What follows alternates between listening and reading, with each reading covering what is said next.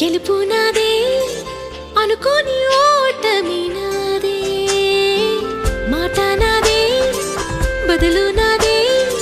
ప్రశ్నల్ని మిగిలానే నా జాతకాన్ని నా చేతితో